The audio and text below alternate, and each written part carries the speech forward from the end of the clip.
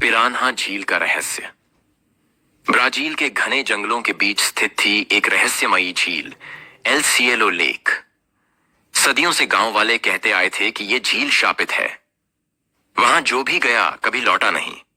कहते थे झील की गहराइयों में ऐसी पिरान्हा मछलियां हैं जो खून की एक बूंद से पागल हो जाती हैं। लेकिन 16 वर्षीय एड्रियन, जो एक युवा जीव विज्ञानी था, इन लोक कथाओं को केवल अंधविश्वास मानता था। उसका उद्देश्य था अपने पिता का पता लगाना, जो वर्षों पहले इसी झील में एक वैज्ञानिक खोज के दौरान लापता हो गया था। एड्रियन अकेले एक नाव लेकर झील की ओर बढ़ा। जैसे ही वह झील के बीचों बीच पहुंचा, उसके उपकरण में एक अनजान आवाज गूंजने लगी। मत जाओ नीचे, वे जाग चुकी हैं। झील के पानी में हलचल हुई। सैकड़ों पिरान्हा मछलियां नाव की ओर बढ़ीं। एड्रियन किसी तरह अपनी अल्ट्रासोनिक डिवाइस से जान बचाकर झील किनारे एक पुरानी गुफा में छिप गया। वहां उसे एक बंद लैब और कुछ दस्तावेज मिले। यह झील दरअसल एक गुप्त सैन्य प्रयोग स्थल थी, जहां पिरान्हा मछलियों को जेनेटिक इंजीनियरिंग द्वारा सुपर प्रीडेटर बनाया गया था युद्ध में इस्तेमाल के लिए। लेकिन प्रयोग असफल रहा और उन्हें झील में बंद कर दिया गया। लैब के भीतर उसे एक और चौंकाने वाला सच मिला। एक वैज्ञानिक डॉक्टर सिराना इस प्रयोग की प्रमुख थी, लेकिन एक एक्सपेरिमेंट के दौरान उसका डीएनए खुद मछलियों से मिल गया। वह एक इंसानी पिरान्हा में बदल गई। वह अब झील की रानी बन चुकी थी, क्वीन सिराना इंसानी चेहरा, मगर हड्डियों जैसा कवच और पानी के भीतर संचार करने की शक्ति। एड्रियन ने किसी तरह अपनी रिपोर्ट सरकार तक पहुंचाई और झील को बंद करवा दिया गया।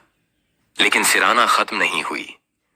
1 साल बाद पास के गांव में खौफनाक हत्याएं शुरू हो गईं।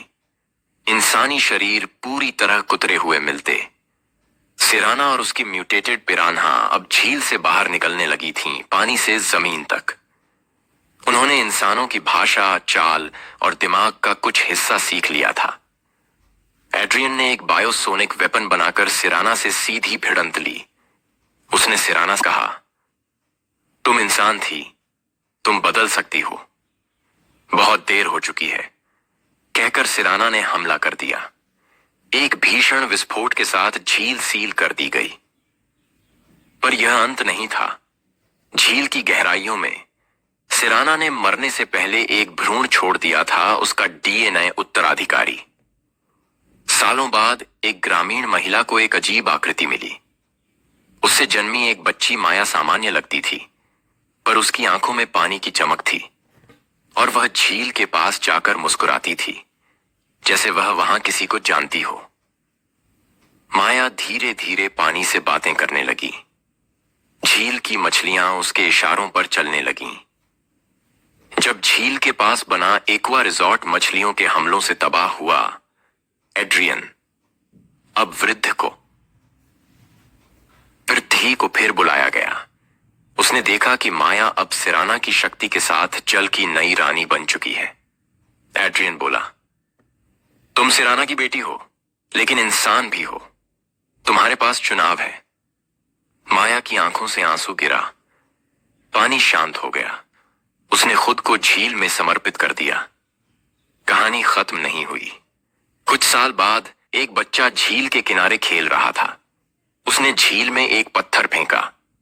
पानी में बुलबुले उठे और अचानक एक नन्हा हरा हाथ पानी से बाहर आया। उस पर मछली जैसे तराजू थे।